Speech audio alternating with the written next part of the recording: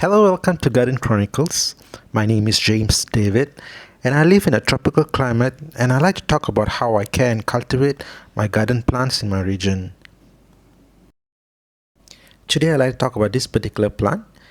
Botanically, it's known as Schismatoglottis, wallichii, or also sometimes identified as a calyprata. Oh my goodness, such a mouthful. Anyway, it's also commonly known as a DropTongue plant. It is actually from a aroid family. This particular plant is actually native around the Southeast Asia region, often found around Thailand, Malaysia, Indonesia, and surrounding islands and this area of region. But there are also about hundreds known species that is found, mostly available and found around the Borneo region. And particularly this particular type is actually what I would like to talk about, which is often cultivated for ornamental purpose. I must say that there's a lot of confusion on the idea of this particular plant, especially the plant classification, often misidentified as a caladium and at worst as a Dieffenbachia species. However, I must say that this particular one is far more stable and hardy in comparison to most aroid species. I would like to show you some of the unique features of this plant structure, especially the folded formation on the leaves. I must say I've never seen this particular feature found in any of the plants in the tropical plant species. My closest guess is that plant is actually use its formation to cascade off the rainwater or any of the falling water or debris that falls off from the top canopy from the forest floor to down. And I find that this is something which I find that most of the plants in the tropical side adapts, especially when it comes to a lot of water and rain and high humidity. The other thing that I want to show to you here is that often before purchasing this particular plant in any nursery, do check the back of the leaf.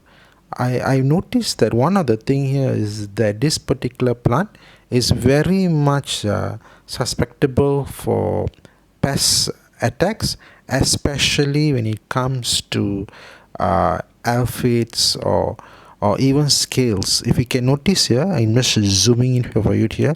I do time to time check on this and I remove it, but I do still have some scale infection on this particular plant, so they do tend to get attacked. So one of the downside about this particular plant here is that scales insects seems to be attracted with them most often than not. So a good care is needed to check through to make sure that you don't get an infested collection in your garden. Apart from pest control, especially checking on the leaves and to see whether there is any scale insects or aphids or mealybug, the other care and cultivation needs of this particular plant is very much similar like most of the shaded plant needs.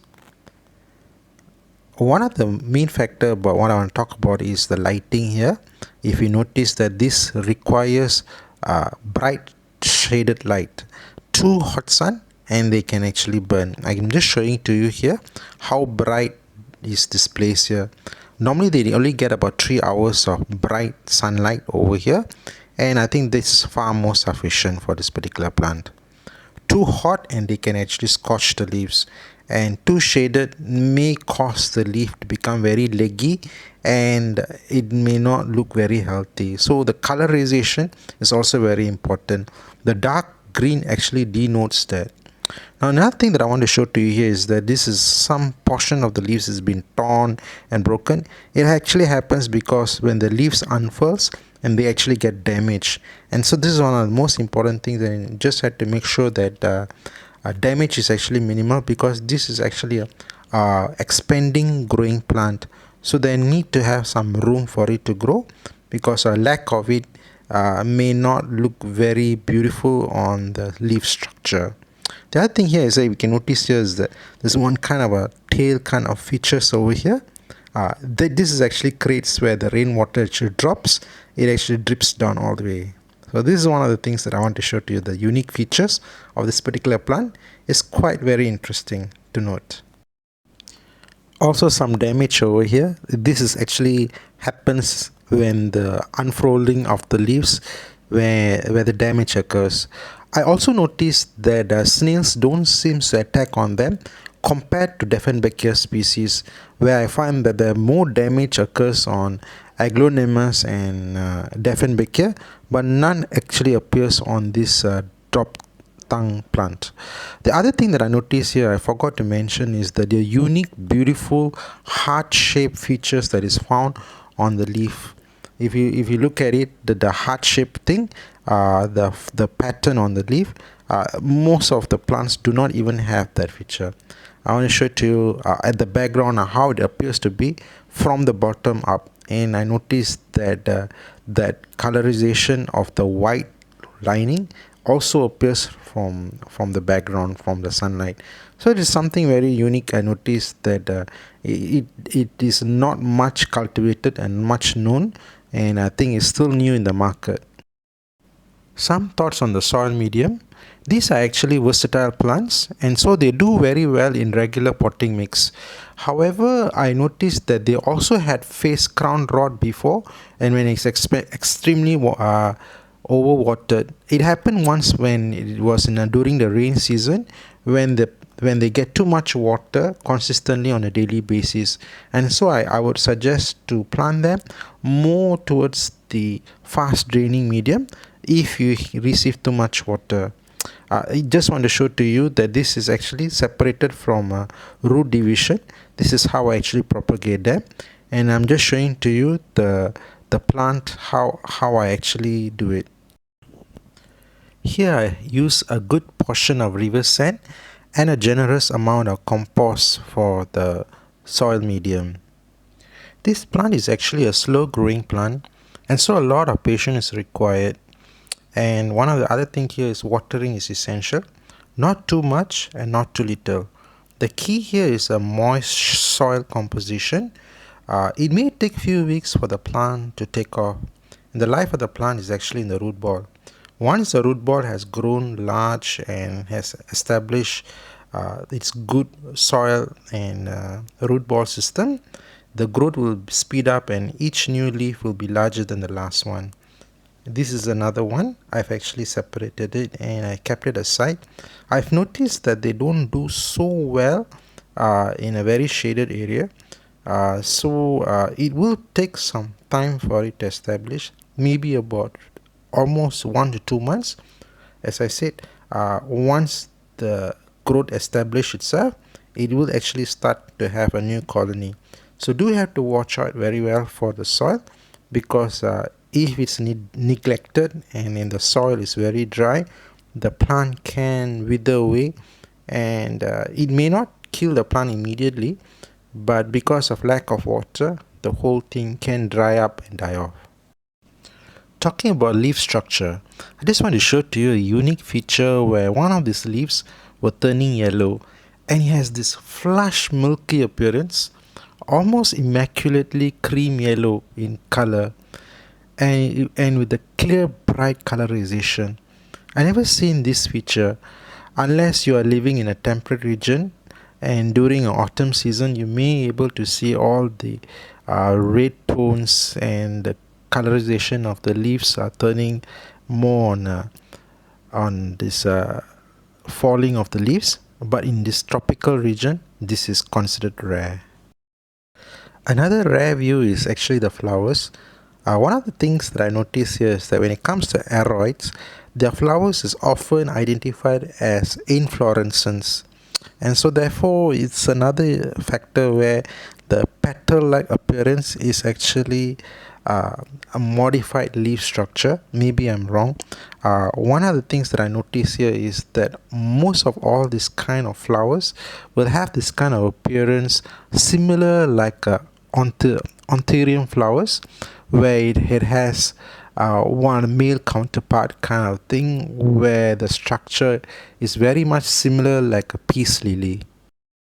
I must say that the flowers are not so attractive in comparison to the leaves, and you can actually consider that it is considered very much insignificant and not so attractive. So I believe that this particular plant, this DropTongue plant, is very much cultivated for the folic ornamental plant rather than the flowers. Currently I have two different varieties. This particular one has more of a different pattern. If you notice, the white patches appear to be non-uniform in comparison to the original that I have, which is quite big. You can see over here. And the other thing here is that it is appear to be very much smaller in size, and the colors are a little bit more faded. I'm just taking two leaves together and just to show you the difference. There are a few types here which I've noticed that is being cultivated. There is another one which is actually the variegated type, where I've noticed that it is much more expensive and much more rarer. And there are another few more cultivars that has been recently added and it's actually been sold. One of the things that I notice here is that there are always newer versions that is being actually introduced as an ornamental plants, and of course when you come across something which is fancy, I'm pretty sure that you will actually like to collect them as a collection. Over here I also put in this calyprata species. This is a rattlesnake calyprata together with the marantana species here. One of the things that I noticed here is that they do go quite well as community plants, where when keeping all of these ornamental colored pattern plants together, this seems to have a very good strong viewpoint, which I find that does give a very good garden feature, especially in a small garden group planting. And so coming to the conclusion of my video here, with all that has been said, showing to you here in my collection, I rarely notice any of these leaves turning yellow, and I find that this is very much like a evergreen shrub plant, and they can actually grow very well in the right condition. Here you can see it's almost like a kite shape kind of thing, and the leaves are quite healthy and bountiful. Given the right amount of water and light, they can thrive and grow very well. And I would really recommend this if you are actually looking for hardy plants. Anyway, I will really enjoy growing this and sharing this video with you. If you have any questions, do put in the comment below, and I try my best to answer them as my best ability. If you can, do click like and subscribe and support my channel. Thank you so much and have a wonderful day. Take care. Bye.